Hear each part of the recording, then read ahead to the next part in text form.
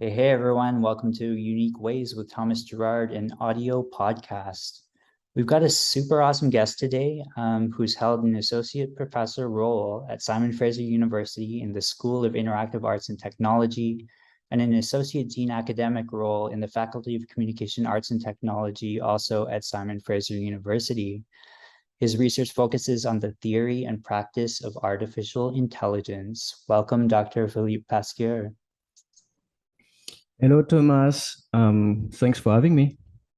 My pleasure. You ready for 20 questions? I am. Okay, here we go. Number one, tell me a little bit more about yourself. What do you do? Well, I am by training a mathematician and a computer scientist, and I work and specialized on AI, artificial intelligence, and machine learning. I did my PhD on agents, artificial agents, multi-agents communication, and distributed artificial intelligence. And then when I joined SFU in 2008, I started an AI lab called the Meta Creation Lab. I was already an artist on the side of my work as a computer scientist and as an applied mathematician. And then with SFU, I had this opportunity at the School for Interactive Arts and Technology to basically merge my two passions. And so I started this lab, which is really focusing on applying AI and machine learning, but not to any type of tasks, but specifically to creative tasks. And so that's the idea of generative art, the idea of automatizing, automating, partially or completely creative tasks. And so in the lab, we make systems that generate music, soundscapes, that generate movement, dance, choreography, or that generate visuals, either still images or animated images and videos. So that's really what I do. That's super awesome. My first encounter with machine learning was from a former product designer at Facebook named Mike Mattis, who started a startup called Lobe.ai. He did a kind of a system to recognize your hand gestures and turn them into emojis, and I thought that was super cool. Okay, awesome. Number two, what's a key piece of knowledge that makes you different? To keep with what I do for work and what we do at the Meta Creation Lab for creative AI, really what's different is this idea of creative task. And what I've been focusing on in the last few decades is this idea of generative systems for those creative tasks. And so I have quite a lot of expert knowledge, if you wish. That's really my trade in this part of AI that is looking at automating those creative tasks. And if you think about it, artistic practices and creative tasks are actually really, really hard to automate, because in general, AI works around the idea of optimization. And so you have an idea of what is the best solution. So if you do, the shortest path on a Google map from A to B, there is such a thing as the shortest path. And so there is such a thing as the best solution or an optimal solution. If you make an AI system to play chess, likewise, there is such a thing as an optimal set of moves. And at the end, you win or you lose. But when you generate unstructured text, when you generate poetry, music, visual art, then there is no such thing as the best painting or the best cooking recipe for all those creative tasks. And that's really the definition of a creative task, is the fact that there's no optimal solution to them. There's a lot of subjective factors that take into account, and computers are terrible at subjective factors. And so it makes those AI tasks particularly challenging. And so I have this, key piece of knowledge to answer your question directly there that makes me different, which I am, one of the few experts on automating those creative tasks. And I take it very seriously because there's real demand for that knowledge. Because the main use of computers nowadays is not the military anymore. It's not engineering and rational problem solving of the industry, although both the military and the industry use computers a lot. But the main use of computers is creative tasks, is because people are, photoshopping pictures, taking pictures, writing to each other, taking videos, editing videos, making music. So so there is so much hours of humans spent on using computers for creative tasks that we have a real opportunity to make serious contribution that change the way people create, change what they create and how they create it, with the knowledge that I bring forward. And yeah, and that key piece of knowledge that makes me different is actually available online, because I teach a creative AI class for a MOOC that is called Cadence. I'm doing the plug here. Yeah, Cadence, cadence.com, Kadenze. I think we can post the link in the show notes eventually. And I recommend every class on Cadence. Is basically a MOOC that is teaching artistic and creative practices. And started by CalArts in California, and a lot of universities have joined since. And I'm happy to teach creative AI classes there that are available for free. The rationale for this MOOC is that there's already a lot of MOOCs, Coursera of this world, and a lot of material available online for free, but often it focuses on scientific, technical, or business knowledge, and Cadence is focusing on artistic, creative disciplines. And the rationale was that if there is scientific, industrial, and engineering knowledge available, then people are going to learn that and grow there. And if there's no artistic teaching available online, then we just miss a massive opportunity to educate the world on those topics. And so this is sort of the art MOOC, if you wish, that has been created to compensate for that. And so I recommend to your listeners, to those of them that are interested by artistic and creative practices, to check that MOOC, because there's a lot of free knowledge beside the two classes that I have there available on Cadence. That's great. We'll definitely get that in the show notes. Yeah, fantastic. Okay, number 3, why this? Of all things, why do you do what you do? Well, there is a demand for creative AI right now. There's many reasons why, but let's put forward a very pragmatic sort of argument. The creative work right now can be and has been qualified by some critic as being what we call a click factory, where creative work is a lot of people, creative workers, that just go sit in front of a computer, open a software that they didn't program, and click on buttons one by one to get their vision on the screen. People doing animation, people doing computer graphics, people doing visual effects, people doing music composition, etc., etc. It's a lot of click on a lot of buttons, often the same buttons and in the same sequence, and the machine won't learn anything. And there's very little help given by the machine. You can't tell to the software, hey, I'm designing this poster. This is the 5 last posters I designed. I want this style with this content. Give me 5 examples, and we start from there, right? There is no reason why you can't do that, but yet you can't do it. And so I'm really a believer in augmenting existing software with creative AI and generative capabilities. And so that's why we do work on those areas. We really look at the scientific approaches, and we develop the generative algorithm. Then we apply them by embedding them into existing software, and then we make empirical experiments and studies to show that it makes a difference for the user. So I'm really bullish, as we say, on this idea of augmenting existing software with creative AI capabilities. And so, in other words, the reason why I do what I do is eventually to save people a number of clicks and to get the computer to work a little bit more and us in front of it work a little bit less. And I do believe that by doing that, we're not going to replace creative workers by AI at all. What we're going to do is we're going to allow way more people to create.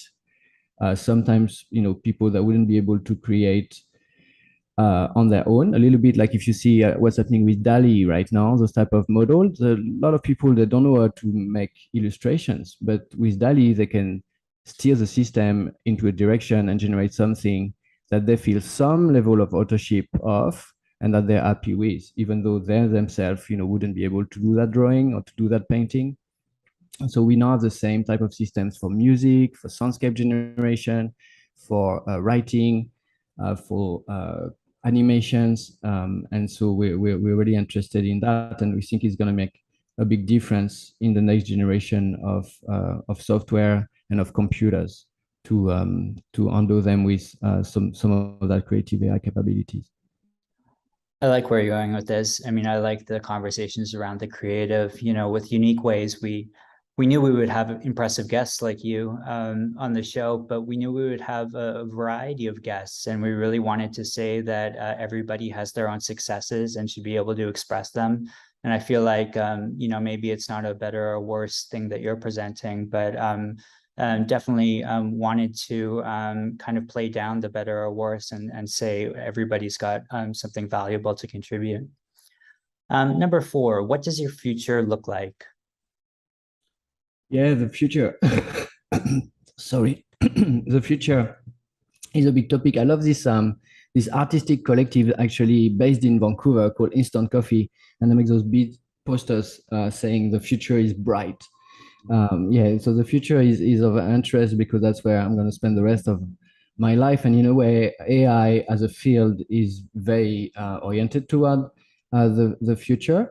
But I'm not myself a very technophilic person. And as I was saying, answering the previous question of why I do this, I want AI because I want machine to work more and I want us to work less, have less click to do, less typing on a keyboard where there's like a button for each letter of the alphabet, which is really, really primitive interface. And, we are the one working in front of the computer and the computer doesn't work very much at the moment. It most often just wait for us to do something. So I'm looking for a future in which this is different and then we find a way to develop technologies where it frees us a little bit of all the time that we spend right now glued in front of a screen and again typing on a keyboard or using a mouse, which are interfaces who are now pretty old, and I think I'm looking for a future where we move forward and free a lot of time for a lot of people, so that the click factory, which is sort of the new chain work situation we're in, sort of dissolved, and then people can spend their time doing other stuff than being in front of their computer. Sounds great to me. I have this problem that I can never remember my password. And so I type in about 5 passwords before I get the right one. And, there's so many interfaces requiring passwords that, I feel like I'm spending like half my day trying to guess what my own password is. I hope this can help with that. Number 5, and this is a bit of a curveball, but I think you might have an interesting response to it. Let's talk about location. What does the notion of place and how does it play into what you do? Well, as you can hear, I have an accent, and I'm French myself. I was born in France, but I grew up traveling internationally quite a lot. Spent 4 years in Cameroon, 2 years in Mauritania, and when I studied, I was in various universities in France, and then did an Erasmus exchange in Belgium, and then did an engineering school for my master in AI, and then moved for my postdoc, and then for my PhD. So for me, I had the privilege of, in a way, traveling a lot and enjoying a lot of locations. And I ended up here in Vancouver on the west coast of America. And at the end, this location is where I belong now. And I've been very purposefully moving here because being French, I was in France and had opportunities in France. And then I realized that, there's very little technology development happening in France, and that computers, software, and at least the ones that are really heavily used are all for the Western world, originated on the west coast of America. So whether it's California, so yeah, between LA, San Francisco, Seattle, and Vancouver, you got like the game industry, the VR industry, the software industry, the computer industry, Apple, IBM, and everyone else. And then we're in front of Asia, which is to make a reference to your previous question, which is where the future is likely to to be. And there's a change in dominance, a change in world geopolitics, where the West and its empire is in decline, and then it's going to be time for others to rise. And so I think the West Coast of America right now is a very strategic location to be in. And being in the north here in Vancouver, we really enjoy a beautiful setup in between the ocean and the mountains, and so there's nothing to complain about. Now, the other thing I would say about location is that we have to enjoy those locations because things are changing very quickly, and humans are finally realizing that they sort of failed to self-regulate, and collectively they're just going to wreck this planet with their behavior of dominant great apes. And so those locations, are also in peril. And so I both enjoy being in Vancouver, and I'm really appreciative of it. And at the same time, I'm also concerned about the future and what's going to happen with this location in particular. I'm so glad to hear you bring up Asia. We have a really popular episode up by a Hong Kong-based academic named Keith Tam, who runs the communication design department at Hong Kong Design Institute. It's a really great episode. If you haven't checked it out, you should check it out, guys. Okay, next. If you had to start from scratch, what advice would you give your former younger self? Yeah, as an academic, as a researcher, as an artist as well, because in the lab we do the science, we do the application, but also when those generative algorithms really work, we make artwork with them. And for all of that, for the science, for the applications, for the research, but for the art as well, I would say my former self to pay attention to diffusion and what we call now knowledge mobilization. Basically, be good at posting on Twitter. And I am still very, very bad at it right now. But yeah, I've been really surprised by how important that has become. And I'll take two case in point here. I mean, for always in art, there was this idea that you have to be a good artist, you have to have a practice, but you also have to be really good at selling your art. And we all know really talented people who are just really bad at selling their art, and they will always stay obscure. Likewise, we know people who are very poorly talented or not very talented, but they're so good at selling that they become very famous and successful in some ways. And so the selling part, the communication part, is really important. That has always been true for art, but it has not always been true for science, and that has changed. That has changed dramatically in the course of my career. I've been a faculty now, yes, for 15 years, and it used to be the case to get the grant. You just need merit. You just need to have good ideas and be good. And likewise, when you would publish and submit, you didn't have to PR a lot around your work. The system would pick things up, and eventually organically, although very slowly at the time, good work will emerge and would become known. Now things have changed dramatically. You have to sort of sell yourself. And there's increasingly, a lot of good work, talented work that if it's not sold or communicated properly, then it becomes completely invisible. Especially in AI, we really have that effect playing very strongly. For example, anything that comes out of OpenAI, DeepMind, or Meta, all the big research laboratories, even if it's not great, like small iterative improvement, it will get the attention because all the eyes are on them. And when they tweet, they have millions of followers. NVIDIA has a lot of followers, Google, etc. They have the attention by default. While, my lab, we might have, for example, right now we have the best music generation model in the world, but it's not as known as the one from Google because we don't have the PR power to really push that forward. And so nowadays, it is true that it's both a blessing, you can get a really good job offer just by being, doing a couple of smart tweet threads. and that would give you enough visibility to really attract a lot of attention and find a job.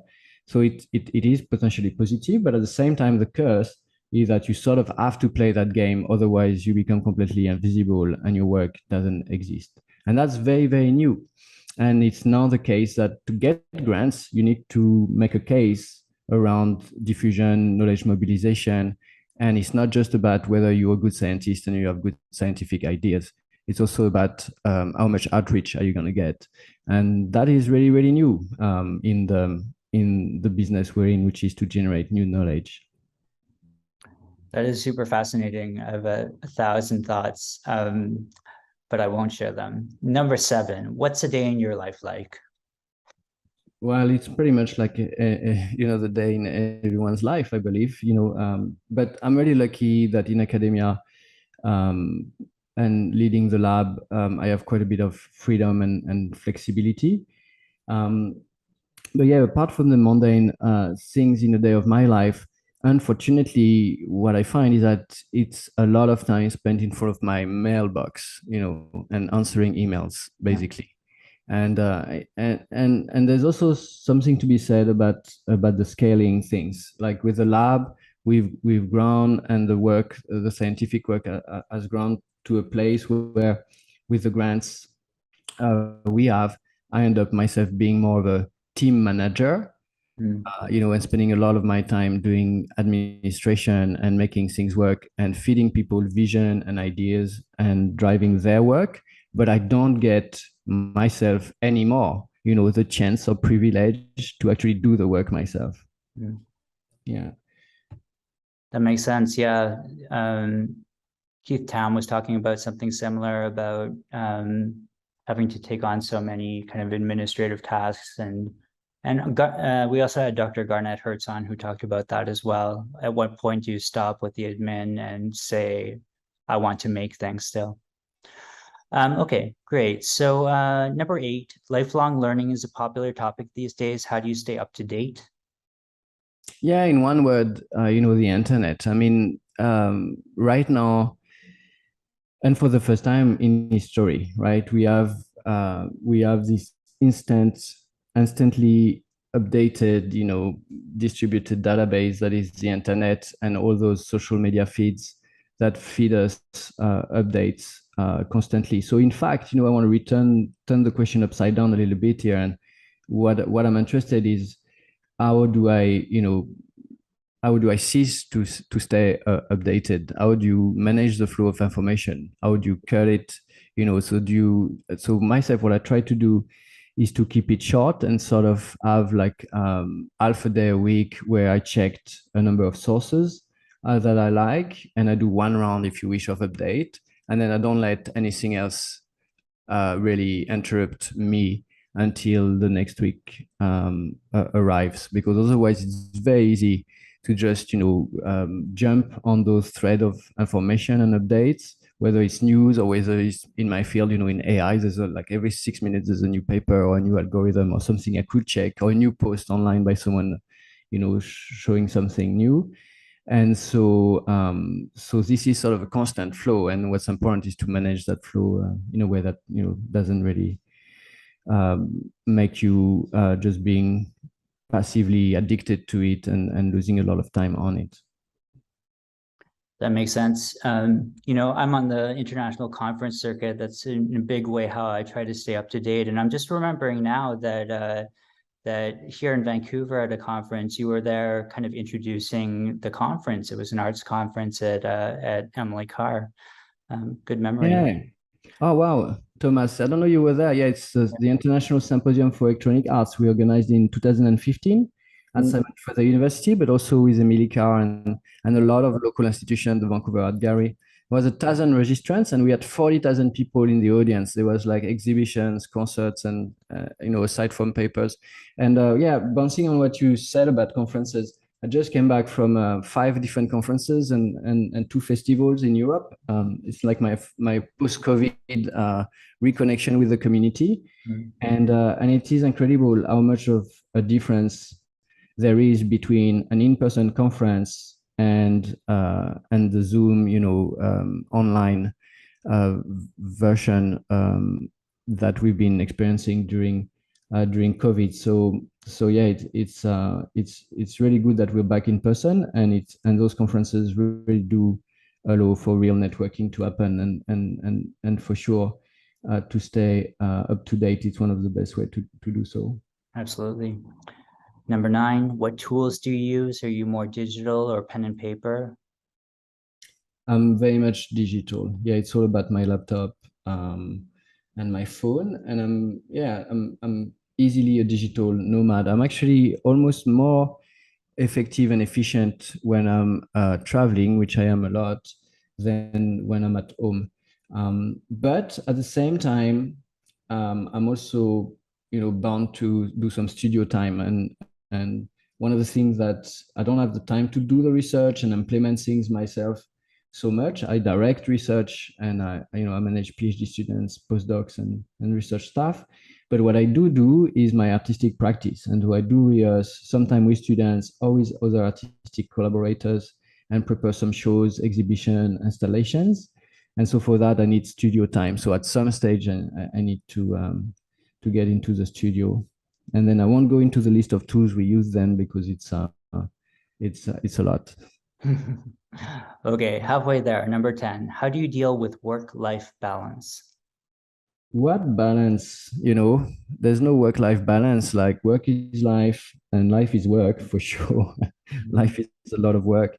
No, I don't see it that way. I'm very fortunate and lucky that what I do is exactly what I wanted to do. It's all passion, and I don't really stop. Now there is personal care, and you have to love yourself to be able to function properly and be efficient. So that works. Like, I meditate almost every morning, and I do yoga and exercise every day. I mean, 6 days a week, Mhm. and that keeps me sane. But for the rest, it's almost all it's almost everything I do is often some sort of work, even if it's the as an art practice or something like that. It can be framed as work. I think because of the pandemic, I became so work focused that I actually was really extreme on the work side. And recently I just added a couple hours of Netflix at the end of the day, and that really starts to balance things out. Number 11, if you weren't doing what you do now, what would you be doing? I would probably look at other areas of AI. Yeah, I could work on some cognitive modeling projects. I have some strong ties with cognitive sciences, and I could work on distributed system, multi-agent systems, intelligent agents, and agent architectures with cognitive agents that have beliefs, desires, and intentions, and working a little bit more toward what we call general AI. So multi-purpose, multitask sort of systems, and explore a little bit this idea of what people are really afraid of, which is sentient, actually intelligent AI, which we have no idea how to do, because we don't even understand really how human brain works. So it's just the media and a bit of science fiction and that are just hyping this into some potential fearful outcomes. But I'm not fearful that computers are going to take over the world. I'm much, much more fearful of natural stupidity than I am of artificial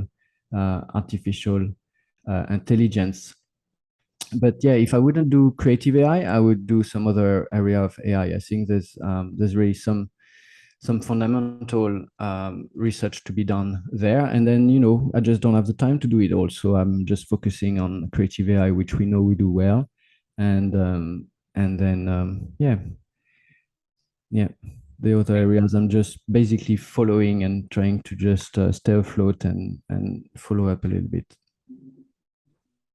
For those of you guys who are in the academy, check out SFU's AI offerings. Number 12, what would you not like to do? Hmm. Yeah, well, I wouldn't like a visionless, 9 to 5 job. I wouldn't like a more traditional lifestyle, I guess. You know, I probably wouldn't like having a wife, two kids, a dog, and a house in a suburb. Yeah, so I'm pretty unconventional in the way I live my life and what I put in it, and so I don't think I would like a traditional conventional life. Mm. Yeah, okay. Number 13, what's your favorite word, quote, or sentence? Oh yeah, that's an interesting an art question actually. I don't really I have it in French. I have a favorite quote in French, so I'll give it to you and then that's it. It goes as such. Chacun Chacun se dit ami, mais faut qu'il s'y repose. Rien n'est plus commun que le nom, rien n'est plus rare que la chose.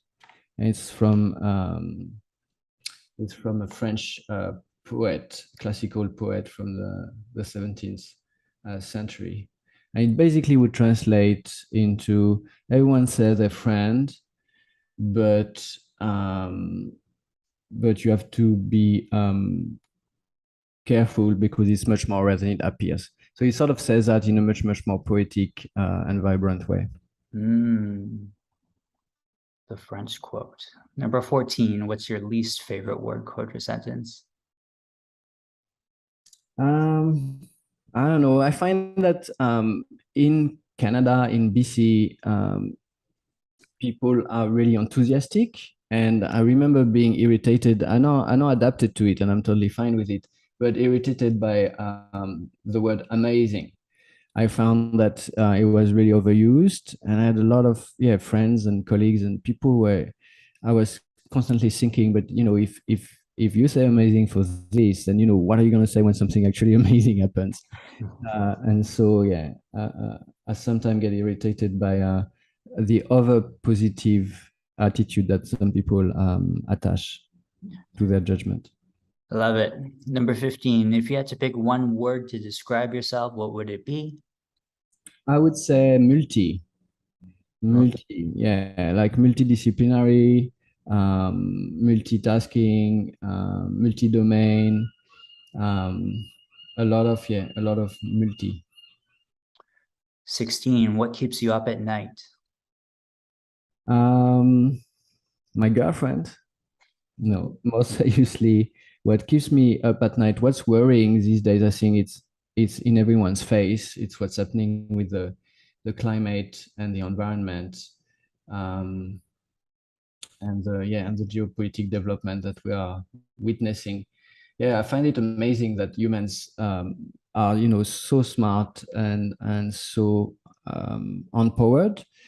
You know, with modernity, we took control over nature, and so much so that we can now blow the planet with a nuclear bomb if we want. And yet, we didn't succeed at asking basic questions such as what humans are going to do for humans on Earth, given the capacity of the Earth. And so we didn't really succeed as humans. I find we didn't succeed to self-regulate. And so we were 100,000 and then a million and then a billion, and now we're 8 billion, and we'll be for sure 12 billion in in the next about a decade from now. And um, and there's no sign of ungrowing. And in fact, we don't know how to ungrow any of what we have, like cities, economies, or population. And so I think we are, we have failed to self-regulate. And so that's the thing that keeps me up at night, is that I'm becoming increasingly pessimistic about what will happen with the environment. Final stretch, 17, what's a dream you're chasing? Um, well, very pragmatically, it would be really sweet if we could open one day an interdisciplinary creative AI center, like a research center that would gather both the research, but also bring in the industry to push some applications, and also have a production center with bringing in artists and using those technologies for art and culture, and with maybe a gallery or, a, public facing part of it. Like I would love to, to integrate the multiple facets of what we do at the lab into one big center and get it to become sort of a hub for that type of practice, because there's nothing like that so far in the world. So I'm trying to push for that. We'll see. Wish me luck. I will. Number 18, what inspires you? This one is hard. Funny enough, there's something almost abstract that really inspires me, and I'm a musician and a composer myself as well. And so sometimes it's just art, and the art, the beauty, or the notion of the sublime that one can find sometime where you really um, when an artwork really talked to you. But it's not something that is easy to describe in words. And in fact, as a musician, I used to answer that sometimes in interview that I make music with sound that I can't really explain with words, because if I could explain with words, I wouldn't do it with sounds.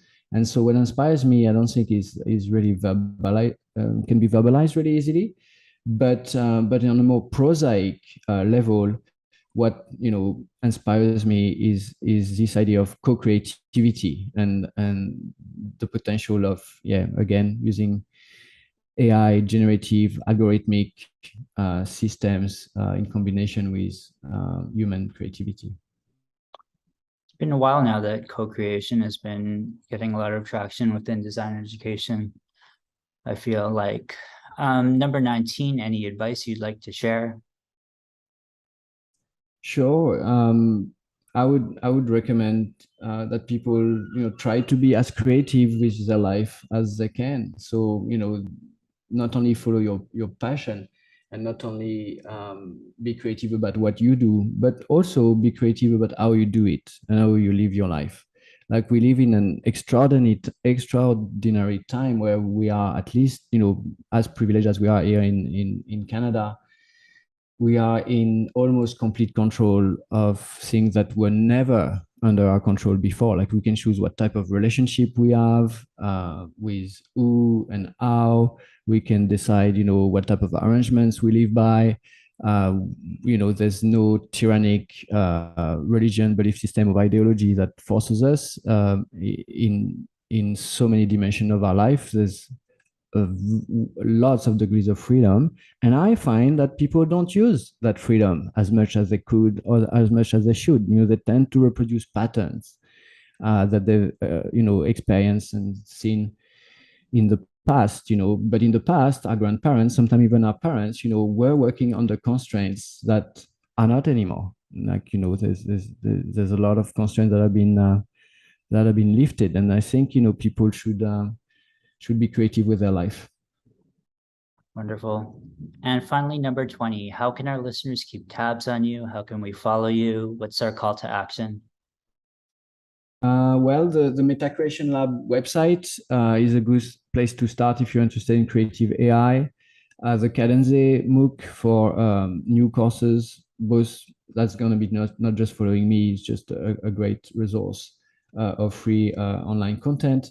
And then on our lab website, you can sign in for the newsletter if you really want to follow what we do, and you receive everything when we publish, or present new artworks or have new applications of software coming out. We're always looking for participants in studies and for beta testers. And so if you have an interest in AI and creative AI, you don't have to be an AI nerd yourself to be involved. There's plenty of ways to be involved. So yeah, don't hesitate to reach out. And we have the usual slough of social media accounts, both my personal ones and the one for the labs.